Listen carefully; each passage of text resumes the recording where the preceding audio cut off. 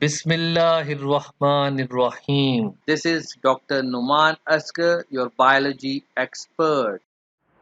Human urinary system comprises of, when we talk about the composition of this, then it contains two kidneys, two ureters, one urinary bladder and one urethra.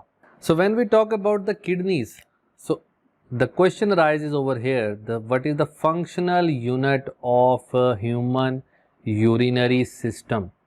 So that is the functional unit of human urinary system. Kidneys का जब जो पूछा जाए urinary system का functional unit कौन सा है, तो that is kidney. So kidneys जो हैं they are the bean shaped structure. You can observe in the diagram here, it is a bean shaped structures. और इस तरीके से यूरेटर अराइज होते हैं और फिर उसके बाद that is the bladder present over there. और ये जो यूरेटर्स हैं then they enter in the bladder like this, वो जो हम डिटेल से पढ़ेंगे आगे चल के. अब ये जो किडनीज हैं इसमें right kidney a little lower than the left one, और उसकी रीजन क्या है? Due to, that is another MCQ, liver, due to liver. फिर एक और MCQ अब यहाँ पे डिस्कस करने लगा हूँ मैं, वो स्टेटमेंट लिख रहा हूँ. Kidneys receives 20% blood with each cardiac beat. So the question comes in the MCAT, the kidney receive how much blood? अब यहाँ पे एक चीज़ इंपॉर्टेंट है, किडनीज रिसीव करी 20% ब्लड, तो इसका मतलब अगर एक किडनी का पूछा जाए तो वो 10% होगा. Similar is the case with this one, के जो किडनीज हैं उनका जो वेट होता है that is 1% of total body weight. तो इससे रिलेटेड भी MCQs जो हैं वो आते हैं कि अगर एक पर्सन है, सपोज उसका जो वेट है वो 70 kg है, तो हमने उसका किडनीज का वेट फाइंड आउट करना होगा. तो इस तरीके के MCQs जो हैं वो आ सकते हैं. So that one is the right kidney and that one is the left kidney, that is ureter and that is urinary bladder. और इसके साथ ही यहाँ पे ये प्रेजेंट होता है यूरेथ्रा. अब हम किडनी के स्ट्रक्चर को डिटेल से ऑब्जर्व करेंगे. So here you can see in the diagram the detail structure of the kidney. Here you can see the outer portion of the kidney, जिसको हम कॉर्टेक्स कहते हैं, जिसको रीनल कॉर्टेक्स यहाँ पे मेंशन किया गया. Inner to it is present the renal medulla, और मेडुलरी पोर्शन के अंदर प्रेजेंट होते हैं रीनल पायरामिड्स. रीनल पायरामिड्स के दरमियान में जो कॉलम प्रेजेंट होता है उसे हम कहते हैं रीनल कॉलम. इसी तरीके से जो रीनल पायरामिड्स हैं उनका जो एंड है, जो उनकी एंड शेप पे आपको नज़र आ रहा है, रीनल पैपिला. पैपिला वो पॉइंट है जहाँ पे तमाम जो कलेक्टिंग डक्ट्स हैं वो ओपन होती हैं. इस तरीके से जो यहाँ पे अब यूरिन पाथवे आपको ऑब्जर्व हो रहा होगा, यूरिन पाथवे आप देख सकते हो, कलेक्टिंग डक्ट्स ओपन होती हैं पैपिलरी डक्ट में, पैपिलरी डक्ट ओपन होते हैं माइनर कैलिक्स में. माइनर कैलिक्स वो स्मॉल ओपनिंग्स हैं जो फिर लीड करेंगी टूवर्ड्स मेजर कैलिक्स, जो लार्ज ओपनिंग्स होती हैं. मेजर कैलिक्स फिर ओपन होते हैं into the renal pelvis. Renal pelvis से जो यूरिन है फिर एंटर होता है यूरेटर, और यूरेटर से यूरिनरी ब्लेडर. यूरिनरी ब्लेडर से जो हमने उसके बाद एक स्ट्रक्चर बनाया यूरेथ्रा. यूरेथ्रा से जो है फिर यूरिन जो है वो अगर मेल्स होंगे तो उसमें पेनिस के थ्रू बॉडी से बाहर निकलेगा, और अगर फीमेल हैं तो उसमें पोर नियर दी वेजाइना, उससे ये जो यूरिन है वो एक्सक्रीट आउट होता है. So now we will discuss about nephron. Nephron that is the functional unit of kidneys. So there are 2 million nephrons present in kidneys. 1 million per kidneys जो nephrons हैं वो present होते हैं. So here you can see the general structure of the nephron in the diagram. Here you can see the afferent arterioles and the efferent arterioles. Afferent और efferent जो arterioles हैं वो आपको नज़र आ रही डायग्राम में. एफरेंट आर्ट्रियोल सब डिवाइड होके जो कैपिलरीज बना रही हैं उसे कहते हैं ग्लोमेरुलस. उसके बाद ये जो कप शेप्ड स्ट्रक्चर आपको नज़र आ रहा है that is Bowman's capsule. Bowman's capsule से नेक्स्ट जो स्ट्रक्चर आपको नज़र आ रहा है that is the proximal convoluted tubule. Then there comes the loop of Henle and then distal convoluted tubule and then there comes the collecting duct या collecting tubule.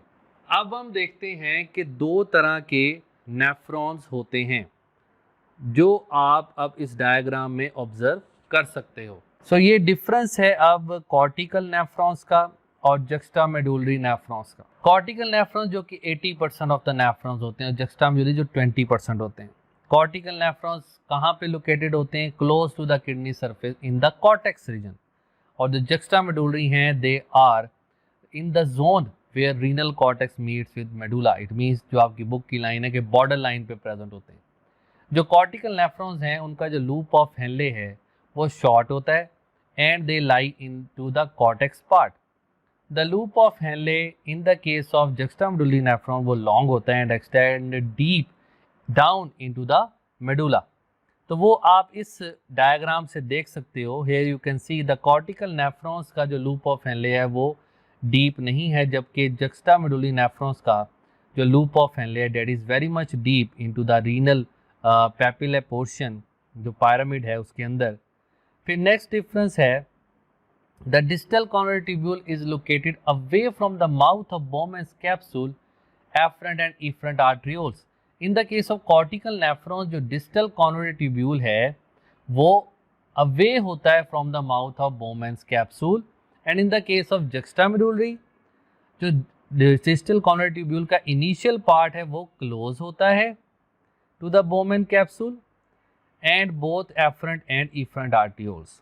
तो इसको डायग्राम से अब हम देखेंगे लाइक दिस. अब इस डायग्राम में आप देख रहे हो कि जो डिस्टल कॉन्वोल्यूटेड ट्यूब्यूल है कॉर्टिकल नेफ्रॉन में वो अवे है बोमेंस कैप्सूल से, जबकि in the case of juxtamedullary nephron the distal convoluted tubule is near the Bowman's capsule afferent and efferent arterioles. Next difference is the diameter of afferent and efferent vessels are not equal. जो afferent efferent vessels हैं cortical nephron के case में उसका diameter equal नहीं होता, जबकि in the case of juxta medullary the diameter is equal. MCQs. The medulla of kidney contains adipose capsule, glomeruli, renal pyramid और renal pelvis. So kidney में medulla में portion में क्या present होता है इनमें से? तो obviously the answer is renal pyramid. Next is the expanded funnel shaped upper end of the ureter within the kidney is the renal pelvis, renal hilus, urethra और नेफ्रॉन. अब ये expanded funnel shaped upper end of the ureter वो कौन सा है? वो obviously renal pelvis है. अब ये क्वेश्चन देखिएगा the number of nephrons in kidney is equal to double number of Bowman's capsule, sum of Bowman's capsule and glomeruli, sum of Bowman's capsule and Malpighian capsule corpuscles, the number of Bowman's capsules. अब obviously number of nephron जो होते हैं kidney में, एक nephron में एक बोमेंस capsule होता है, तो जितने नेफ्रॉन्स होंगे उतने ही नंबर ऑफ बोमेंस कैप्सूल होंगे. So the answer is delta. So now we will discuss the detail structure of nephron and then the functions of the nephron and the kidneys. तो ये जो स्ट्रक्चर अब आपके सामने आपको नजर आ रहा है आप ये देख सकते हो that is the Bowman's capsule, that is glomerulus. Glomerulus is the tuft of capillaries. Round about 50 capillaries होती हैं in the case of glomerulus. Glomerulus और जो बोमेंस कैप्सूल है इसको कलेक्टिवली कहा जाता है रीनल कॉर्पसल और मालपीजियन बॉडीज या मालपीजियन कॉर्पसल्स। अब जो बोमेंस कैप्सूल है इसमें ये खास किस्म के सेल्स होते हैं जिन्हें कहा जाता है पोडोसाइट्स। पोडोसाइट जो हैं, अगर उसका स्ट्रक्चर मैं यहाँ पे बनाऊं तो that is like this one. तो this is representing the feet. Podo means feet होता है। तो पोडोसाइट का स्ट्रक्चर इस तरीके का होता है। जब हम फंक्शन को डिस्कस करेंगे तब इसको डिटेल से डिस्कस किया जाएगा। इसके बाद दिस वन इज दी, यहाँ से जो है ये जो एंट्रोल है that is the afferent arteriole और that one is the efferent arteriole. So blood enters the nephron through efferent arteriole and blood leaves the nephron through efferent arterioles.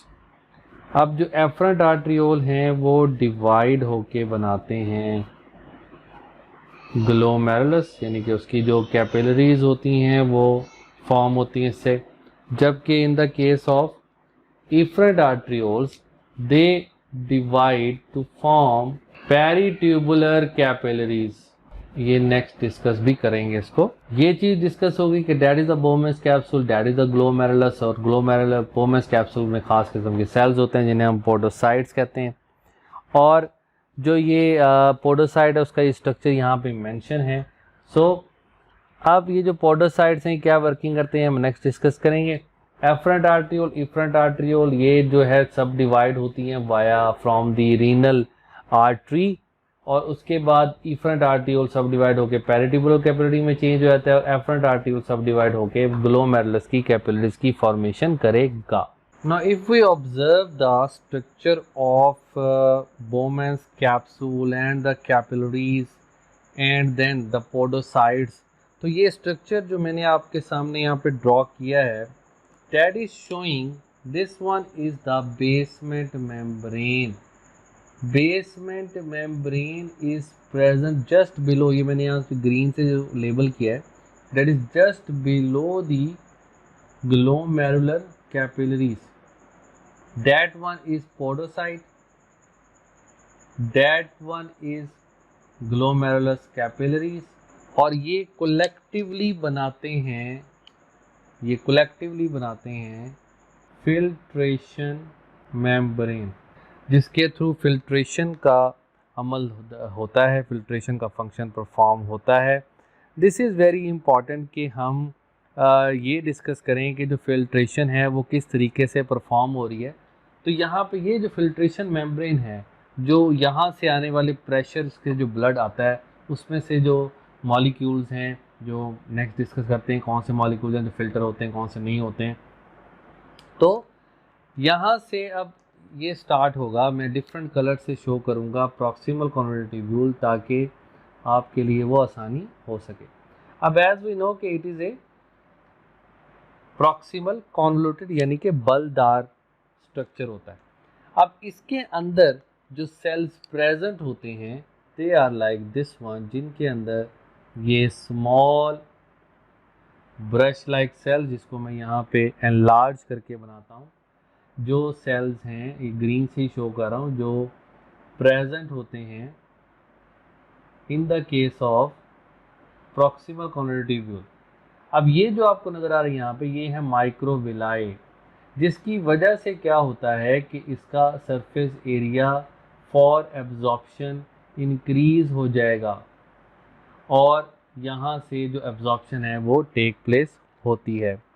अब इस प्रॉक्सिमल कॉन्वोल्यूटेड ट्यूब्यूल के जो सेल्स होते हैं, ये जो यहाँ पे मैंने बनाया, इनके अंदर हाई यानी कि increase level of increase amount होती है माइटोकॉन्ड्रिया की भी, क्योंकि यहाँ पे एक्टिव एब्जॉर्प्शन का रोल होता है। तो माइटोकॉन्ड्रिया से वो एनर्जी लेके वो जो एब्जॉर्प्शन है वो परफॉर्म हो रही होती है in the case of proximal convoluted tubule. इसको मैंने लेबल भी कर दिया यहाँ पे, proximal convoluted tubule PCT।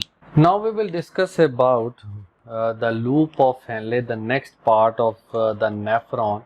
In the case of loop of Henle, this one is the descending limb, this one is the ascending limb. अब देखते हैं their functions. In the case of descending limb, it is thinner. जो ascending limb है वो thicker होती है. जो descending limb है it is impermeable to water, to sodium chloride. That is impermeable to water. That is permeable to water. That is permeable to sodium chloride. Now this is the distal convertibule. Distal convertibule जो है that is lined with, इसमें जो sales present होते हैं वो कबॉइडल epithelium कहते हैं उसे, कबॉइडल एपिथेलियम, और that is permeable to sodium and potassium ions that will discuss in the function of the nephron. और जो ये collecting duct है that one, ये जो collecting duct है that is lined with columnar epithelium से ये बने होते हैं. So these are the types of the cells specifically. So these are made of columnar epithelial cells. So this is the whole structure of the nephron जो हमने अभी तक discuss कर लिया. So अब हम डिस्कस करेंगे renal blood flow. Renal artery subdivide होती है into afferent arterioles and efferent arterioles. Efferent arterioles further subdivide होते हैं into first set of capillaries जिनको कहते हैं हम glomerulus, और efferent arteriole second set of capillaries में subdivide होगा जिनको हम कहते हैं peritubular capillaries. ये जो पेरिट्यूबुलर कैपिलरीज हैं they are surrounding the tubule portion, इसलिए इसको पेरिट्यूबुलर कैपिलरीज कहते हैं. अब जो ये ग्लोमेरुलस की जो कैपिलरीज होती हैं दे आर अराउंड अबाउट 50, और इसमें जो प्रेशर होता है वो हाई होता है, around about 60 millimetre of mercury.